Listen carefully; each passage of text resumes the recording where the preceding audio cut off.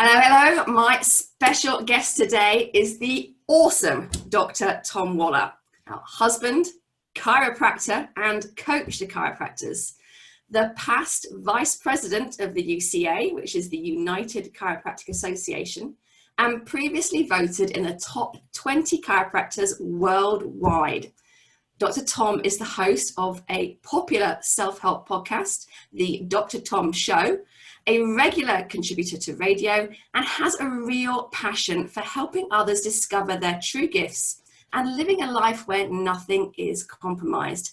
I am absolutely thrilled. He has very kindly agreed to have a chat with me today to share just a little bit more about his journey. So Dr. Tom, welcome. Good to have you on.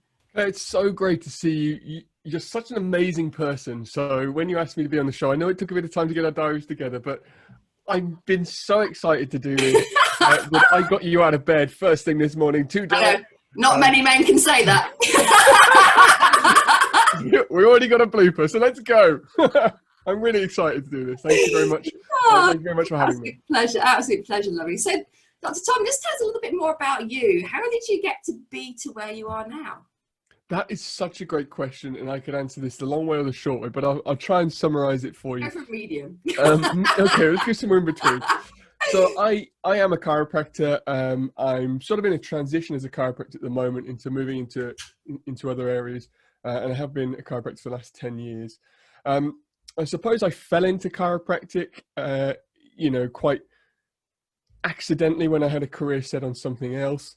And once I got into it, I never looked back. I certainly started the profession in one way, and throughout my journey there, completely reverse that into being where I am today, which I suppose has gone from a very narrow mindset to a very, very broad and open mindset. The thing that's really transitioned me into where I am today, which is trying to help people live without compromise. And what I mean by that is living in a state of congruency and really showing up as the authentic version of themselves, came to me through being forced by the universe to change. So I created what would be perceived from the outside as an extremely successful practice, speaking all around the world, and it looked like I was doing amazing things, and I was. But something wasn't right, and what started to happen is, I started to bleed every time I went to the bathroom, and my body was starting to give me signals that something wasn't right. Long story short, I ended up having quite a scare with pre-cancer in the bowel, and a lot of self-inspection turned around and say, well, I was a fit, healthy, athletic person, eating right, thinking right, but I wasn't being congruent. Well, and what I mean by that was I wasn't aligning my actions with my truest values, with the truest version of me. I was just trying to be somebody else. And there's only so long you can do that before the universe will slap you around the face and tell you to change. And on the other side of that having changed, I can certainly say that I'm living a much happier life, a much more fruitful life. And if we want to look at it from points of success of business, even better with less time and more focus on the things I love, my family and the people I hang around with. So I suppose that answers your question as to how I got to where I am today. And I really see my purpose today now is to just help people find that before they have to go through what I went through. Yeah, that's a really good point. It's getting to that just before place, isn't it? And then preventing it. So you've mentioned congruence, Dr. Tom. And I know that's something, I've known you for a little while, and that's something you do really live your life by. And it's one of the first things, certainly recently, that you can tell about you. And it's kind of like, I guess, your one rule of engagement almost. So why is living a congruent life really just so important? And what would be the signs of not being congruent? Because there's possibly some people going, oh, okay, that sounds great, but what is congruence? Such a great question. So congruency really is matching your values with your actions.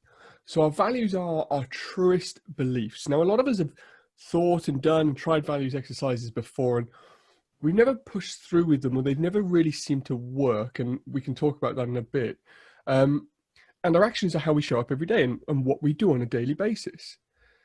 If those two things are out of alignment, every time we're doing something, we're almost breaking a little promise to ourselves. We're not doing what's truly us, and our body will know that deep down. So how that might manifest is you might create great success. And we're living in an age now where success is the thing to attain, I suppose. There have been ages in time where enlightenment was the thing to attain, but now it seems to be this cultural success. But you might be tired. You might be starting to feel a little bit burnt out. You might be maybe resenting what's going on. You might be getting physical ailments and physical symptoms of which you just put into a box of, well, that's just me, or my mother had it, my father had it.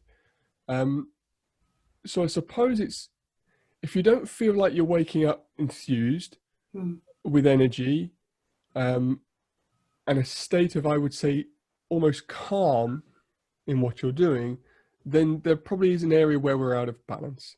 And the reason it's important to catch that is because it will have an effect sooner or later on your health, on your business, on your family, on your relationships. And the flip side of that is, we've only got one trip, one journey around this planet. And if we break it down, it's about 30,000 days. 30,000 days is the average amount of days that a human being has. And that's not that many. And I write a thing in my journal every morning: today is not repeated tomorrow. So the opportunity to go back and change just doesn't exist. So if we spend every day living somebody else's life, then it's almost your life has been wasted. And I really don't want that to happen for anybody.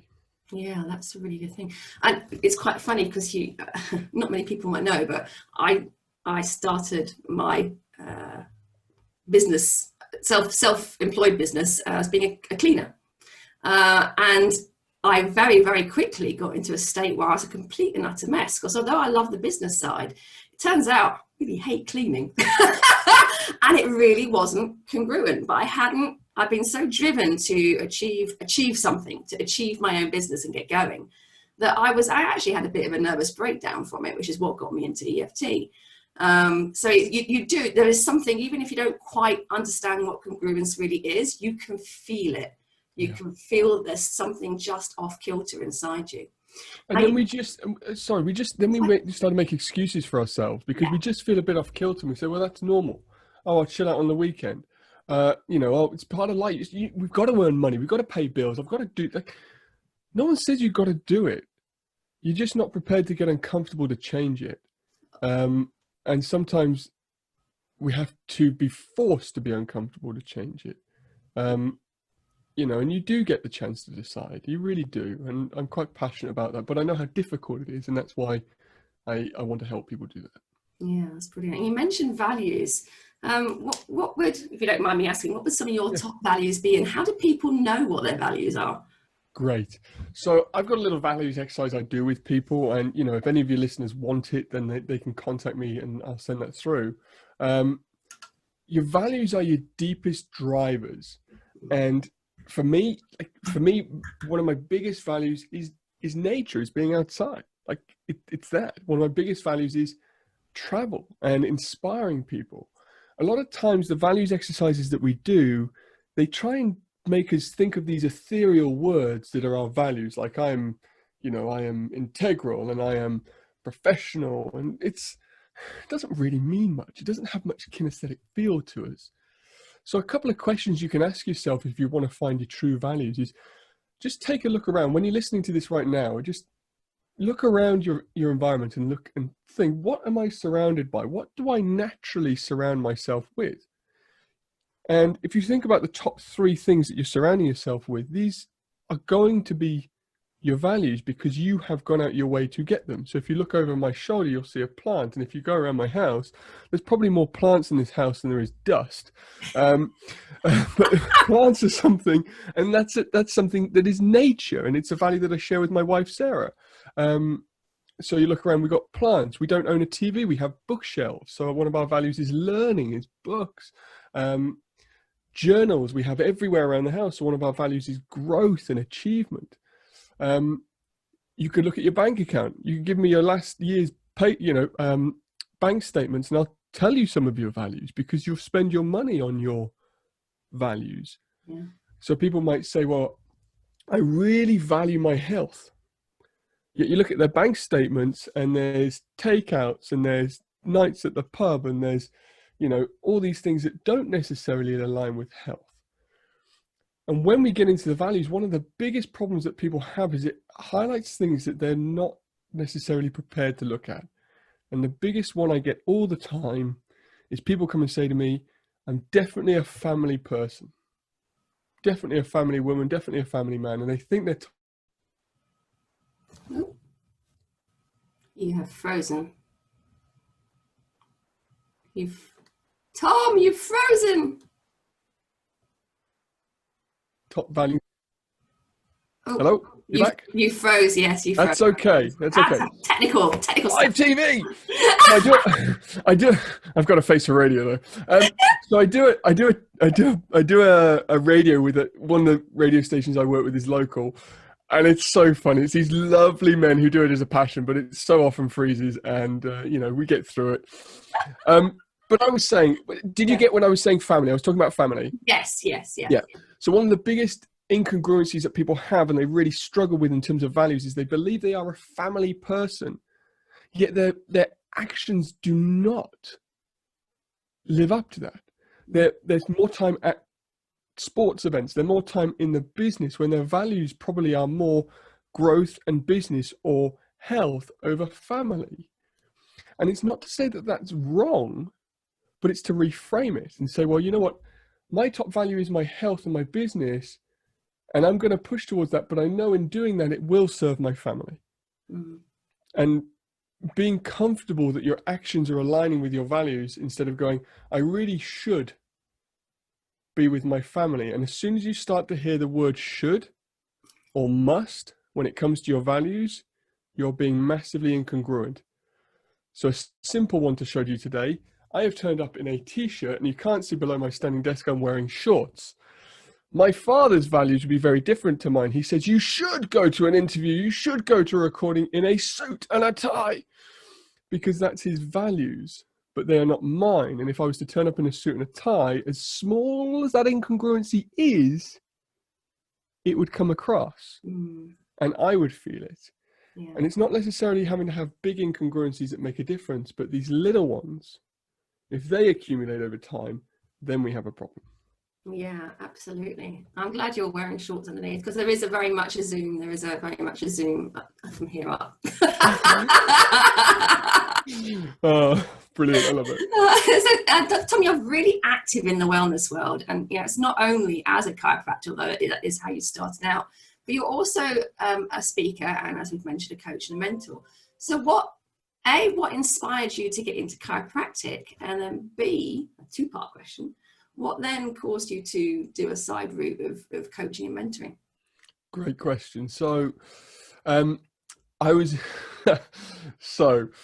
chiropractic, I was kind of conned to get into by my mother. I had I didn't do very well at school, and I had a career set on going into the military. And my mum said, why don't you try this chiropractic thing? And I'd seen a chiropractor as a child, and my parents had seen a chiropractor, and I said, oh, I'll give it a go. And I applied, and I failed to get the grades to get in. And I remember going to my chemistry teacher at school, and she said, why don't you just pick up the phone and call the institution and see if they'll take you? And they did. That conversation with that chemistry teacher, I really do believe changed my life. Not just from the point of view it got me into chiropractic school and I would have just dismissed it, but it also made me explore the options of, if you just ask for something, there is a potential that it might happen. Yes, you've got to put in some work. I had to do a foundation year, but, possibilities are greater than you might allow yourself to believe. The reason I transitioned, and I'm, transitioning more now from chiropractic to coaching is, where the speaking comes from is just purely from an impact point of view. I get to work with, hundreds, if not thousands of people in my local community, and the radio allows me to extend that to maybe tens of thousands. But I want to help more people than that.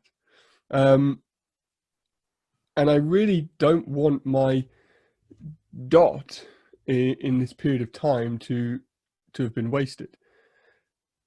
I really did think at one point that I wasn't going to be around for much longer. And I think that really did ignite a spark in me to do something, and to do something greater, and to do something bigger. If you speak to my wife, she'll say I'm a perpetual dreamer, but you've got to dream big enough at some point to go somewhere. So I suppose that's how I fell into chiropractic, how it's transitioned through, and then that driver that took me forward into what I'm doing now.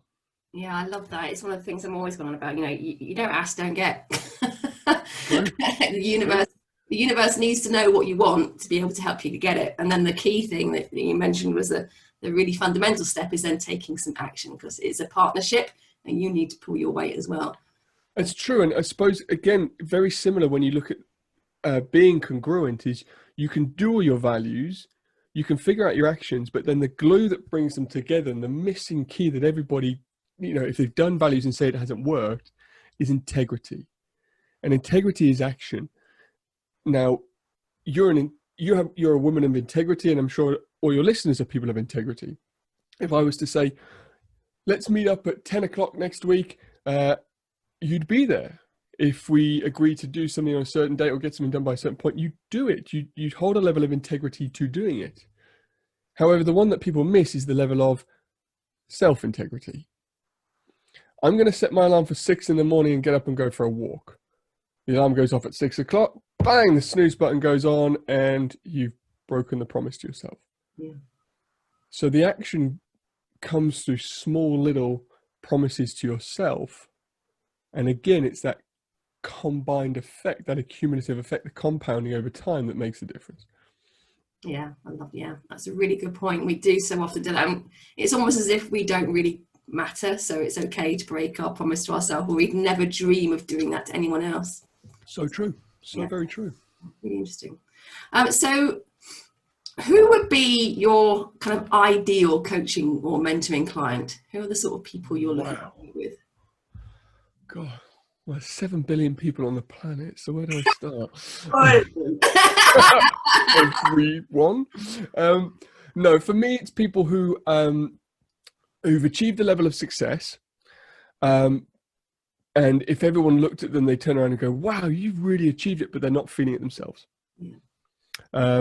So I tend to work with people who've created good or great businesses, but they're not feeling that fulfilled in themselves.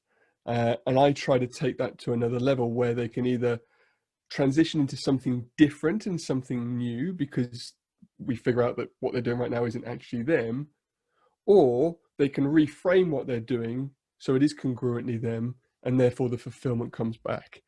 And I tell you what, this year has been brilliant for people to do that. A lot of people are talking about how difficult this year's been, but we've never really had an opportunity to completely reshape how we do things and have an excuse to do that. Yeah. So if you're in that position right now and you are struggling and you feel, I just can't keep doing this, or I feel I should be doing something else, this year's the best year to do it. And we've only got 90 days left, so go for it. Really? Oh, crikey. Yeah. That's all. And minus a few days and Santa Claus is coming. Shush. And I think that's probably one of the biggest things that stops people is so many people probably know that they're not in the right area. They're not doing the right job. There's so many people that I've spoken to, the first thing they complain about is their job and how much they hate it, or how much their business is taking out of them. But when you turn around and say, well, change it. Oh no, I can't do that. There's a real even though they've got this large part of them that is almost screaming at them because they're not happy and they're not congruent and they're not being integral to themselves. There's the other part of them that is just absolutely terrified of any kind of change. That must be something you come up against quite a lot. For sure. And there's a couple of things in there. Like Les Brown says, it's a brilliant piece of research that he's quoted several times. And what does he say? The majority of heart attacks in America happen on a Monday. People are literally dying to go to work. It's crazy, isn't it? It's crazy. But what we're not prepared to do is sacrifice our current means of living. You know, we're not prepared to take a little step back to take that leap forwards. You know, and if you think about anything in life that accelerates, you look at the sprinter on the block before the 100 meters, they pull back before they fire forwards. You take a catapult or a slingshot, if you want to make it move forwards, you've got to pull it back before it goes forwards. And we have a world where we just live to our means. We stretch and we live to our means, which means we've got no breathing space to move. But if you set yourself a good enough plan, and you start to keep the little promises to yourself, and you start to feel more comfortable in what you're doing, whether it's in the wrong job for the short term, then you start to think about a strategy of pulling back to shoot forwards. You can make it happen. But people will avoid pain more than they'll move towards pleasure. That's just human nature. They'll avoid pain more than they'll move towards pleasure. And trying to reframe that for people and giving people that urgency of time. When I told you earlier that 30,000 days is the average number of days that we have, so it doesn't sound like very much, but then we've got to remember that we're not one anymore. We've already had a huge chunk of those 30,000 days, so it doesn't leave that many left. And you can either use that as something to curl up and cry about, or you can use it as a motivator to move forwards. Yeah, that's a really good point. So, with regards to the pulling back, I mean, so I really love that analogy of pulling back with the catapult to shoot forward. What kind of difficulties have people come to you with regards to that? How have you kind of got them over it? I mean, so sort of things like, you know, oh, I'd love to pull back, like you said, but I'm living to my means and I just can't do it. I'd love to make that change, but I have a family to support, or I've got a mortgage to pay, and there's a lot of fear around how they're actually going to live. How do you help people through that? I think the main thing to focus on is are you being congruent? So you take those values and their actions, and a lot of things that are stretching people to their means are incongruent purchases and incongruent spending. And if you allow people to see that, then they're more prepared to take it back. So for instance, you might have a value that is growth and learning, yet you're spending a fortune on a Sky TV box, which doesn't provide any of that. Or your value might be nature, yet we're spending a fortune on a car lease that doesn't relate to that. So if it's just simple finances, that's part of it. And also conversation, vulnerability. Brené Brown's brilliant. Like, the courage to move forwards is not putting on your armor and charging. It's about being vulnerable. It's about being prepared to make a mistake. It's about being prepared to be open. If you have got a family, then having that conversation with them and talking to them and understanding that this process will take a bit of time and a bit of movement to get through. It's not easy, and there's not a quick fix. But there is always a choice. Yeah, I love that. And it's like everyone says, oh, he's an overnight success, 10 years in the making. We're so conditioned these days to expect an instant change. And if we can't have it, then it's not working, or we're not right for it. Whereas in reality, it does take a while. And we're a society of people who love to be the victim. You know, I can't do that because of this. You know, it's not possible for me because of this. And it is possible. It is really possible. I mean, your greatest gift is normally right next to your biggest fear. Yeah. Your greatest gift is normally next to your biggest fear. So if you looked at me years ago as I was growing up, I was really quite dyslexic. I was fortunate enough to go to a very good school, but the thorn in the side of that was the fact that I was the dumbest kid in the school. And, you know, it's like, you're never going to make anything. You're never going to do it. You're never going to. And these stories repeat in your head, and then you become the victim, and then you never change anything. And I was listening to a great interview, and she's just bought a book out, and I can't remember her name for the life of me, but there's this 94-year-old lady who is I think she helps people with their emotions, but she's a Holocaust survivor. She went to the Holocaust. She was torn apart from her mother, and in front of her own eyes saw her mother go into a room where smoke then started coming out the roof, and we know what was happening behind those doors.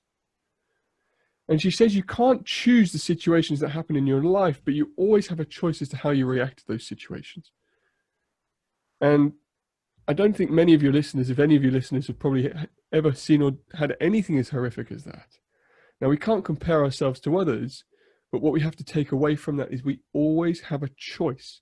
We always have a choice how we view a situation or how we choose to move through a situation, regardless of whether we get to choose what situation comes to us.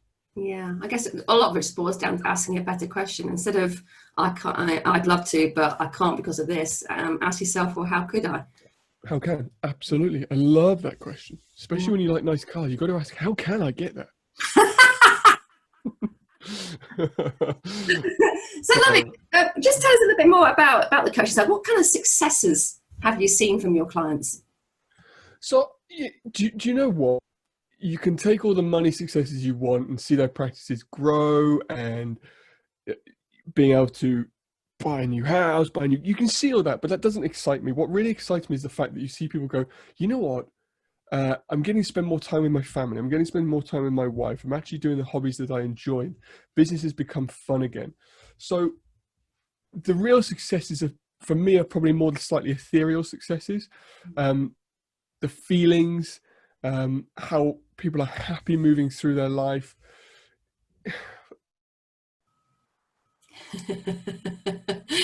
Oh, technical joys again. You've frozen. Luckily, you've frozen in quite a nice frame as opposed to, I'm back. There, I'm back.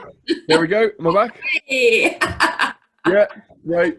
So one of the joys of living in Lincolnshire is, apart from being in the arse end of nowhere, it's got bugger all signal.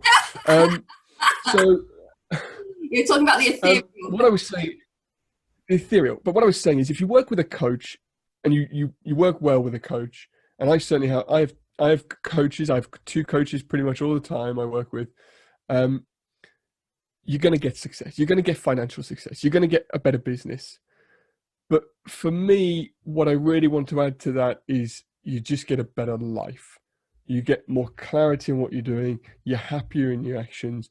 You're aligning with your values, and therefore, on a daily basis, you can put your head on the pillow at the end of the day and go, you know what, I actually really enjoyed how I showed up today. And it may have been tough, but I know it was what I was really designed to do. So for me, it's less tangible, but that's what I'm aiming for with the people I work with. Yeah, I love that. I love that. So Dr. Tom, something my new regular question now, which I'm really enjoying because it gives me all sorts of ideas for what to read next. But I'm asking people if they could only recommend one book, what would it be and why? Oh. So difficult. I am from someone who had a reading age 6 years less than his peers at school. 6 years. I now read like 1, if not more, books a week, and I love it. So the book I gift the most, is that one. The Obstacle is the Way by Ryan Holiday. The Obstacle is the Way by Ryan Holiday. So if I was to choose one book, it's going to have to be that. If you ask me a book for a certain situation or certain thing, then I could probably say something else. But if there was one generic book, it's that one. The Obstacle is the Way. And why is that the one you gift the most often? Why is that the one I gift the most? Because it gives you the generic courage to be able to move into what might be fearful for you. Oh, okay. Love it. Love that. Right. That goes on my list. Thank you very much. I'm not really asking that for the listeners. I'm asking that for me. Perfect. And so tell us, what are your plans for the rest of the year? What are my plans for the rest of the year? Apparently. 90 days of it. My plans for the rest of the year are, great question, to take this last quarter as a calm quarter, to be honest. It's been an incredible year. It's been great fun. We've had amazing opportunities, seen some great growth. But also that's come from, being in the heat, and it's been tough. So I'm excited to spend the rest of the year calmer. We are launching a new platform for the coaching as well, which is very exciting. So that's sort of getting a rebrand and a relaunch probably this year in November, mid-November, we'll be launching that. I've got a couple of speaking engagements. It's a shame I'm not on a plane. I'm normally on the plane every other weekend, but now I'm on Zoom. And you can see that, you know, I once did a talk in Spain and the translator didn't turn up, but Zoom is having more issues than that at the moment. So I'm hoping they go well. So really, I suppose my plans for the rest of the year are calm, just calm. We've got a relaunch of something else. We've got another business growing, but in essence, it's calm. Yeah. I love that as well, because it kind of fits in with the whole cycle. Now you're getting it's time to just. Absolutely. Awesome. So, Dr. Tom, where can people go to find out a little bit more about you? Great question. So again, the easiest way to get hold of me is on social media. There is, I can't remember what the handle is. Thomas Waller DC. Thomas Waller DC is my Facebook. Dr. Tom Waller is my Instagram. And Dr. Tom Finding You is the business thing. The current website is beginfindingyou.com, beginfindingyou.com. But we are relaunching that soon. But Thomas Waller DC is the best way. Cool. What I will do is I will pop some links in the comments so people can do the click and find, make it a little bit easier. Awesome. Thank you for that. So, Dr. Tom, I like to end these interviews with a little bit of advice or some kind of little practical exercise that people can do. Do you have something for us? I do. I really do. I have loads, but I'm trying to think what you know what? I think the best thing that we can do is think about building our armor of integrity. So I would challenge people for the next month to build their armor of integrity. And what I do with that is I would choose yourself a couple of things that you can do every day for the next month that you can sit back at the end of the week and go, you know what, I did that every single day and I kept that promise to myself. And then at the end of the month, you're building your self-integrity to the point where you are, confident to take those actions and build on them. And these can be really, really simple. It can be, I am going to commit to having half my plate made of vegetables every single day. Or I'm going to commit to getting up at 6 o'clock in the morning, or 7, depends what you want, every single day. Or I'm going to commit to drinking more water. I'm going to commit to a 15-minute walk every single day. Make sure when you're building this level of integrity that you start off with something that is achievable. Do that for the month, and then we can start to stretch that. If you start to stretch it too soon, you're likely to fail. And if you fail halfway through a month, it's far worse than never starting in the first place, because you've really broken that promise to yourself. So 2 small little steps that you can choose to do every single day. Do that for the month, build that level of self-integrity so that you start to follow through on your actions. If you want to find out more about the values, just ask me and I'll send those to you, and then you can really start to build your armor. That's fantastic. Wonderful. Thank you very much. Dr. Tom, it's been an absolute pleasure having you on. It's great to talk to you again. Thank you so much for giving us your time. I appreciate you and the time you've given us. Claire, it's been a pleasure. You are awesome, as your sign says behind you. And you've been a great help to me in the past, and now you're helping hundreds of people, if not thousands now. So I admire that, and thank you very much for doing it. Thank you. Thank you. Wonderful. Thank you very much. I'll see you again soon. Take care.